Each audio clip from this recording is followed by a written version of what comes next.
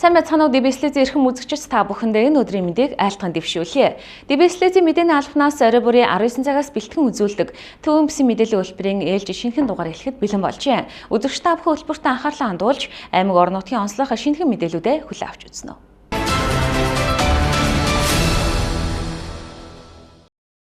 Эхний мэдээлэл үзүүлье.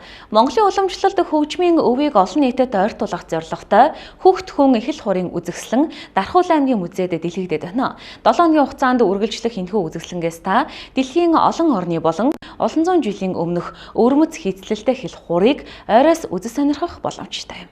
Үзэгч та бүхэндээ DBS-ийн хамт олон нэгэн сонирхолтой мэдээлэл хүргэж байна. За учир юу вэ гэвэл Дархуул аймгийн музейд маш сонирхолтой онцлог хүүхд хүн үзэсгэлэн бол 3 сарын 23-наас 3 сарын 30-ны өдрийн хүртэл 7 хоногийн хугацаанд дэлгэгдэжээ. Та энэхүү үзэсгэлэнд хүрэлцэж ирэх юм бол за 1400 жилийн өмнө олдж исэн хамгийн эртний хэл хураас эхлээд за 36 орны 100 гаруй төрлийн хэл хурыг ойроос үзэж сонирхох боломжтой байгаа шүү. За энэхүү үзэсгэлэнг за Монгол Угсаатан хэл хурчдын холбооны за Дархуул аймаг дахь салбараас санаачлан зохион байгуулж байгаа юм байна.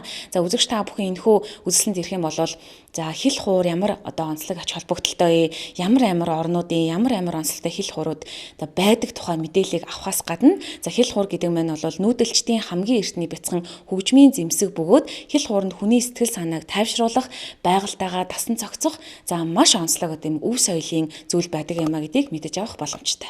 За манай музейн хамт олон дээр нь Дархуул аймаг дах хэл уурчдын холбооны тэргүүн отож туул маань санаачлаад тэгээд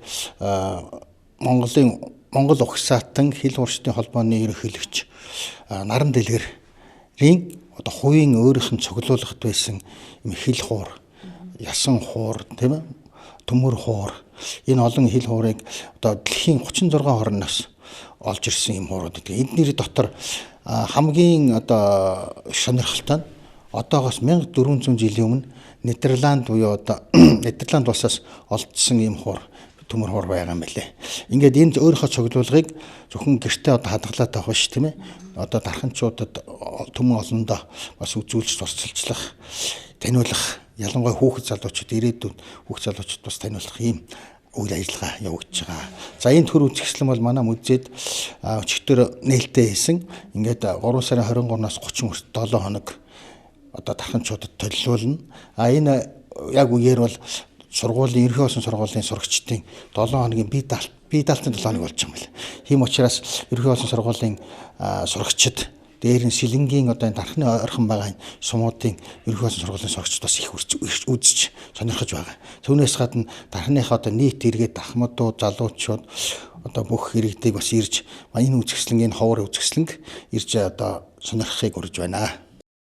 Хэдэн мянганы түүхтэй атлан анхны хэв шинжээ алдалгүй 21-р зууны босгыг алхсан энэхүү хөгжмийн зэмсгийг ямар үндэснээс үүдэлтэйг аль бие ёсоор тогтоогоогүй хэдий ч манай улсад зан үйлдэх хэрэгэлсээр багаар ботход 2000-ыг ардаа үтсэн гэж үздэг байна. Тиймээс ч Монголын уламжлалт хөгжмийн зэмсгүүдийн нэгэнд тооцдог байна. Уян харимхайн хүчийг ашиглаж бүтээсэн хөгжмийн зэмсгүүдийн нэг нь хэл хуур юм. Орчин цагт хэл хуурыг ам хуур хэмээн эндүрх нь бий. Угтаа бол хуурын дунд цэгт байрлах, чичирхийлэн хөдөлж, авиа гаргадаг хэсгийг хэл хэмээн бөгөөд үүнээс нь үндэслэн хэл хуур хэмээн нэрэтсэн байна. Харин хулсан болон ясан төмөр хуур гэдэг нь хийсэн материалын онцлогоос хамаарч англин ялгсан нэршил юм байна. Төмөр хуур вааран хэлбэртэй бөгөөд чичирхээлэл үүсэхийн тулд хэлний үзүүр хэсэгт матаастай байдаг бол хулсан хуур нь хэвчлэн тэгш өнцөгт хэлбэрийн хэлний үзүүртэй тогтоо байдаг. Та бүхэн энэ мэдчлэн тэр бүр олон нийтэд дэлгэгдээд байхгүй 100 гаруй төрлийн хэл хуурыг багтаасан өвөрмөц онцгой үзэсгэлэнг үзэж сонирхохыг хүсвэл Дархуул аймгийн музейг зориорой. Музейн ажиллах цагийн хуваар өдөр бүр 9-оос 18 цаг бол цайны цаг 13-аас 14 цагийн хооронд үргэлжилнэ. Хүүхд хүн үзэсгэлэн 2026 оны 3 сарын 30-ны хүртэл үргэлжилнэ.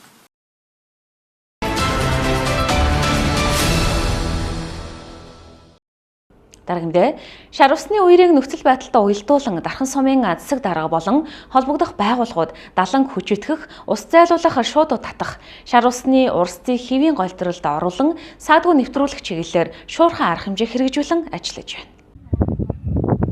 Цагаагаар дулаарч агаарын температур нэмэгдэж уулын энгэрийн цас эрчимтэй хайлж Дархан сумын 15 дугаар багийн нутаг дэвсгэрт шар усны үерүүс хэрсдэл нэмэгдээд байна. Шарын гол чиглэл болон Хонгор сумын уулсаас ирж буй усыг Дархан сумын 15 дугаар багийн далуун тогтоон барьж байна. Усны хэмжээ нэмэгдэж байгаатай холбогдуулан Дархан сумын засаг дарга болон холбогдох байгууллагууд хуримтлагдсан усыг зохицуулалтад урсгах, далан хүчтгэх ажлыг эрчимжүүлж техникээр дэмжин ажиллаж байна. Өвөл орсон их хэмжээний цас маань хуримтлагдаж, за дээр нь бол ялангуяа шарын гол талаас орж ирж байгаа Хонгор сумын нутаг дэвсгэр дээрээс энэ ханун уулын салбар уулс болон буурал уулын энэ салбар одоо яг энэ амуудаар орж ирж байгаа их хэмжээний хайлсан цас маань шар усны үерийн эрсдлэг үүсгэж бол энэ 15 дугаар нутаг дэвсгэрийн манай одоо яг энэ далан дээр ирж бол хоримтлагддаг.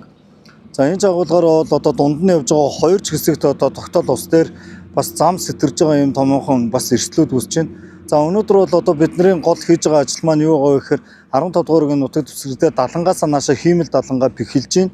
За энэ дээрээс одоо 500 метр суугчлалтыг бид нар үерийнхээ байгууламжуудтайгаа холбох энэ талын үйл ажиллагаа руу орцсон ингээ явж байна. За тэгэхээр аймгийн онцгой комисс аймгийн засаг даргаас өгсөн чиглэлийн дагуу бол бид нар хавар дөнгөж эхлэхдээ зэрэгцээл үндсэндээ бол их хэмжээний хуримтлагдсан үерийн байгууламжуудаар үүссэн байсан мөстлөг болон цаснуудыг цэвэрлэх үйл ажиллагаануудыг бол үе шаттай хэрэгжүүлж ингэж бол ажилласан.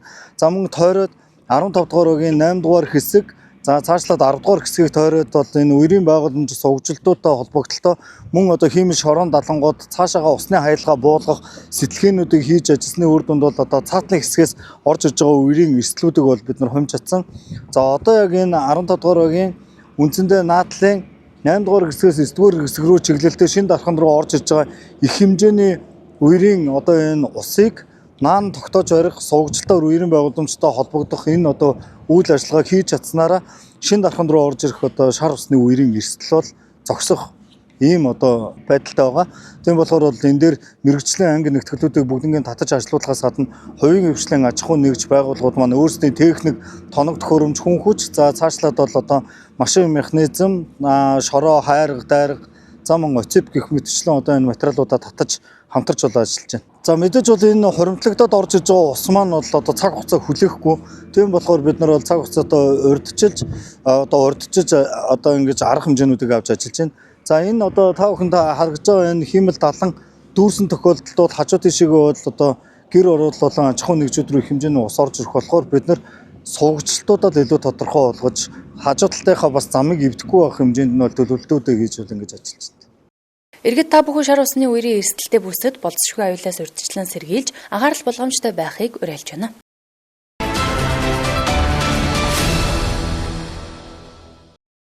Хөтөлбөр үргэлжлэн та бүхэндээ хүрж байна. Дараагийн мэдээ. Зөвшөөрлийн тухай хуулийн хүрээнд нийтдээ 400 орчим төрлийн зөвшөөрлийг олгож байгаа. Тэгвэл тус ажлын хэсэг Дархан уул аймагт ажиллаж, тус хуулийн төсөлтэй холбоотой санал авах хилцүүлгийг зохион байгуулжээ.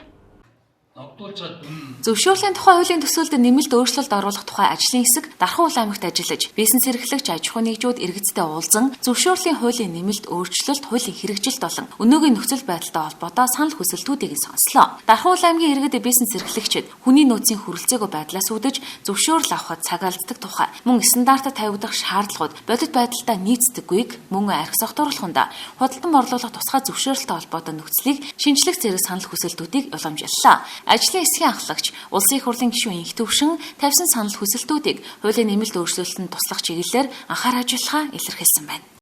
Ажлын хэсгийн хүрээнд зөвшөөрөл олгогч болон зөвшөөрөл тус бүрээр уулзч ярилцчаа. Тэгэхээр орон нутгууд аймаг нийслэлээс олгодог зөвшөөрлүүд бас нэлээд олон байдаг. Тэгэхээр энэ удаа Дархан уул аймагт одоо аймагаас олгодог зөвшөөрлөлтөд тусгай энгийн зөвшөөрлөлтөд холбоотой харилцаанууд ямар байна. Тэгээд энийг сайжруулах ямар орон зай болцоо боломжууд байна гэдгийг судалж олж мэдэх юм. Мөн энэ хуулийн төсөлтэй холбоотой саналуудыг энэ одоо авах зорилгоор энэ хилцүүлгийг хийлээд стандарттай холбоотой бас нэлээд асуудлуудыг тавьж байна. Стандартаар тавьж байгаа шаардлагууд нь одоо яг бодит амьдрал дээр одоо нийцдэггүй. Тэр стандартуудыг сайжруулах хэрэгтэй. Стандарт нэрээр бас одоо илүү одоо шаардлагууд тавьдаг, зардлуудыг нэмэгдүүлдэг ийм харилцаа учраас энийг илүү сайжруулах ийм одоо саналууд ярьж байна. Дээр нь ер нь бол аймаг нийслэлтэр бол архи тамхитай холбоотой, худалдан борлуулалттай холбоотой тусгай зөвшөөрлөлтөөр нэлээд асуудлууд үүсдэг. Энэ 500 метрийн одоо жишээлбэл тамхи борлуулах энэ 500 метрийн одоо хэмжилтийн асуудал нь бас тодорхойгүй учраас энийг яаж болгох юм? Одоо ямар аж ахуйн нэгжүүд нь энд одоо хуулийн үйлчлэлд хамрагдах юм гэдэг тодорхойгүй байдлыг бас асууж байна. Орон нутагт хүний нөөцтэй холбоотой асуудлууд бас хязгаарлагдмал байдаг учраас зарим нэг одоо зөвшөөрөл олох үйл ажиллагаанд хүний нөөцөөсөө болоод удах асуудлууд гардаг. Дээр нь тэр магадлан шинжлэх одоо ажлын хэсгүүдийн бүтцүүдийн хувьд бол тусдаа зөвшөөрөл олгож одоо бүрдүүлбэр хангадаг хүмүүсүүд нь буцаад цуглаад одоо жишээлбэл яг шийдвэр гаргах гэхээр тэр болгон хуралдаж чаддаггүй асуудал болдог. Энээс болоод зөвшөөрөл өгөх хугацаа бас саатдаг. Ийм асуудлууд үүсдэг талаар бас бодит асуудлуудаа ярьлаа.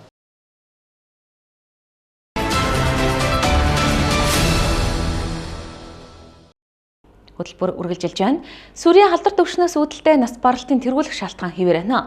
Дэлхийн сүрээтэй тэмцэх өдөр буюу 3 сарын 24-ний өдрийг тийм ээ улс орны манлайлал иргэдийн хүчтэй оролцоогоор бид сүрээг устгах чадна гэсэн уриандор тэмдэглэн өнгөрүүлж байна. Энэ талаарх мэдээллийг эрүүл мэндийн газраас бэлтгэснээр одоо үргэлжлэе. Дэлхийд халдвар төвшний шалтгаанд нас баралтын тэргүүлэх шалтгааны нэг нь сүрээ юм а. 3 дугаар сарын 24-ний өдөр дэлхийд дахина сүрээтэй тэмцэх өдөр тохиож байна. Энэхүү өдрийг тимээ улс орны манлайлал иргэдийн хүчтэй оролцоотойгоор бид сүрээг устгах чадна уриандор тэмдэглэлээ өнгөрүүлж байна. 2025 оны мэдээгээр Монгол улсад нийт 2851 сүрээгийн тохиолдол бүртгэгдэж 182 хүн сүрээгийн улмаас нас барсан. Батлагдсаны тохиолдлын 165 хүүхдийн сүрье 129 нь олон эмийн төсвөртэй сүрээгийн тохиолдол байна. Нийт өвчлөгсдийн 63.1%-ийг эрэгтэй, 36.9%-ийг эмэгтэйчүүд эзэлж байгаа нь эрэгтэйчүүдийн дунд өвчлөл харьцангуй өндөр байгааг харуулж байна. Хэдийгээр нас баралт бага зэрэг буурч байгаа боловч дэлхийн нийтэд сүрээгийн тархалт буурах хурд хангалттай байна. Дэлхийн эрүүл мэндийн байгууллага Глобал сангийн дэмжлэг хөндлөнгийн үнэлгээ манай аймагт хийгдээд явж байна. За ер нь бол Дархан уул аймаг бол сүрээгийн өвчлөл 10 жилийн өмнө бол 200 гаруй хүн өвддөг байсан бол одоо энэ жил 2025 оны хувьд бол 84 шинэ сүрээгийн тохиолдол бүртгэгдсэн ийм тоо баримттай байна. Сүрээгийн өвчлөл маань буурж байгаа боловч улсын дундаж аймагуудын дунджаас өндөр байна. За сүрээ гэдэг маань бол өөрөө нэгдүгürt нь бол сүрээгийн хэн гэдгээр халдварлагддаг, хүнээс хүнд дамжин халдварлагддаг, амьсгалын замаар халддаг ийм өвчин байгаамаа. За сүрээгийн үед бол шинж тэмдэг бол илэрнэ. За энэ дээр бол нэгдүгürt нь бол ханиалдах шинж тэмдэг. За энэ халигын талхалт маань бол 14 хоногоос дээш ямарваа нэгэн одоо эмчилгээд хийлгэсэн байхад ханиалгаад ах юм бол ер нь бол эмчит хандах ёстой. За хоёрдугаарт нь бол ер нь ядрах, сулдах, хоолны дуршил, буурах, турах, за тусдаа цэр гарах, тийм ээ, амьсгаадах, цээжээр өвдөх гэх мэтлэн шинж тэмдгүүд илэрх юм бол ер нь бол сүрээгийн сэжигтэй байж болзошгүй гэж үздэг. За ер нь бол сүрээгийн сэжигтэй илэрсэн тохиолдолд ер нь бол ханиалгаад ихсэн тохиолдолд бид нэр өрхийн эрүүл мэнд буюу анхаарчны эрүүл мэндийн төвд хандсан зүв. За эрүүл мэндийн төвд хандаад эмчилгээгээ хийлгээд үр дүн байхгүй бол ер нь өрхийн эрүүл мэндийн төвд хандаж сүрээгийн сорц өгж болно. Эсвэл бол одоо сүрээгийн диспансер буюу эрүүл мэндийн газрын нэг давхар дамбалтоор 2 дээр сүрээгийн диспансер гэж байгаа. Тэнд одоо сууж байгаа эмч нартай хандаад тэгээд тэднэрээсээ цаашдынхаа онцлогооныг лавшруулад явах ёстой. Өвчний шинж тэмдэг илэрсэн тохиолдолд эрүүл мэндийн үйлчилгээний байгууллагад хандан мэрэгжлийн эмчид үзүүлж зөвлөгөө мэдээлэл авах нь чухал. Сүрээ онцлогдсон тохиолдолд бол сүрээ эдгэрдэг өвчин. За хамгийн гол нь сүрээд бид нэр эрт дэлгэрүүлж эрт эмчлэх ёстой. Тэгэх юм бол сүрээгийн халдвар тарахгүй байх юм бол сүрээ өвчин бол устгах ёстой юм л замлаар явдаг. За ер нь бол онцлогдсон тохиолдолд бол сүрээгийн халдвартай хэлбэрийн тохиолдол эмнэлэг төвтөн эмчлүүлдэг. За халдваргүй хэлбэрийн тохиолдлууд нь бол ерөнхийдөө сүрээгийн диспансерт эмчлэгддэг байгаа. За ер нь бол нэг 4-9 сарын хугацаанд яг энэ одоо тухайн хүний биеийн байдлаасаа эмийн мэдрэгчлэлтээсээ болж ингэж хамаардаг. Манайх бол нэгдүгээр нь сүрээгийн 2 тасаг тэгээд энэ амлалтын 2 маань бол 2 газраа өдөрлөг зохион байгуулж байгаа. За бүх өрхийн эрүүл мэндийн төвүүдэд бол бас өдөрлгүүд хийгдэж байна. Сумын эрүүл мэндийн төвүүдээр бас өдөрлгүүд хийгдэж байгаа. Монголын сүрээтэй тэмцэх байгууллага олон нийтийн удирдлагын хяналтын тогтолцооны салбар зөвлөлүүд маань бол гадуур одоо нөгөө сүрээгээ сурталчлах, заагахаа тэмцээн зохион байгуулах ийм үйл ажиллагаанууд явагдаж байна. Сүрээ өвчнөр өвчлсөн бол өөрөө дур мэдийн шинж тэмдэг дарах эмийг эмийн сангаас авч хэрэглэхгүй байх, эрүүл мэндийн тусламж үйлчилгээний байгууллагад хандаж өвдөж буй оншоо зөв тогтоолгох, хүмүүсийн ам дамжсан яриагаар дур мэдээ эмчилгээ хийхгүй байх, эмчилгээ ихэлсэн бол дуустал нь хариуцлагатайгаар эмээ ууж, өвчнийг бүрэн эмчлэх, бусдад халдвар тараахгүй байх, халдвар тарах эрсдэлтэй үеийг дуустал, гадуур гарахгүй, олон нийтийн газар зорчихгүй, цахилга баттай эмээ уух шаардлагатай байна.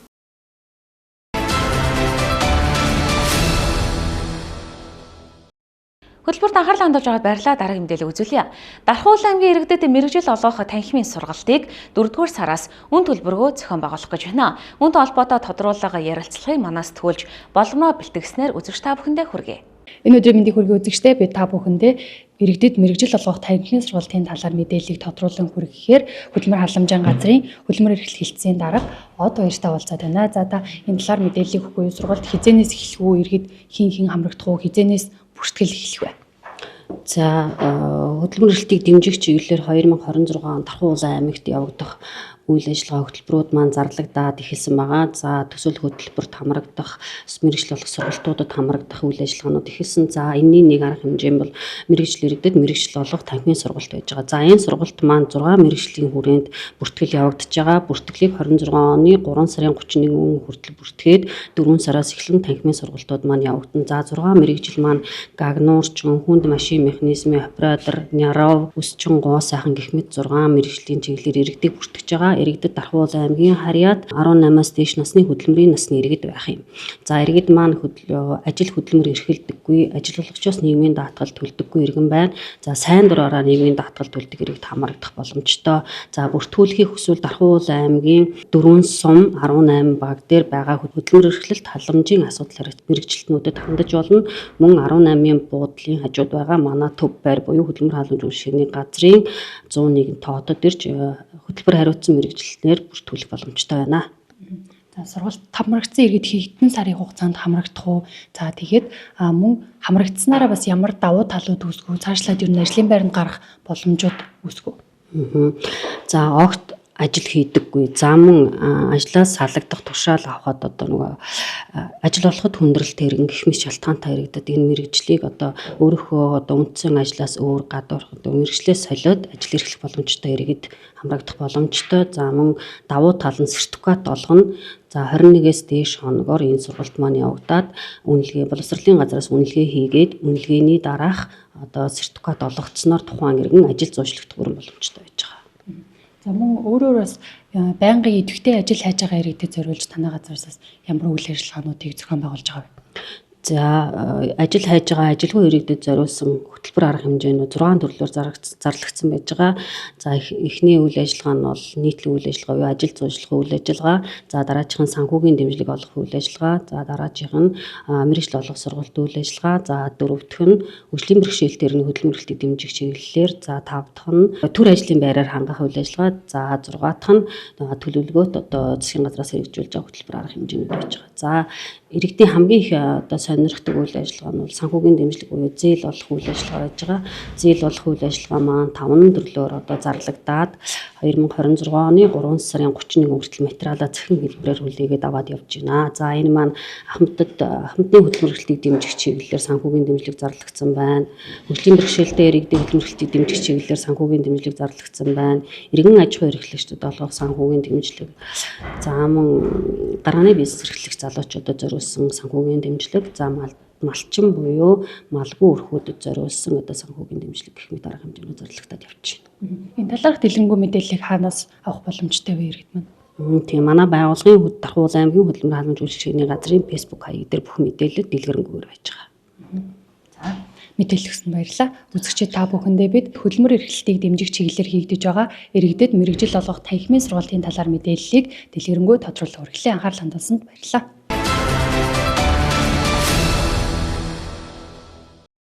Одоо үзэгч та бүхэндээ цагаарын мэдээллийг танилцуулна.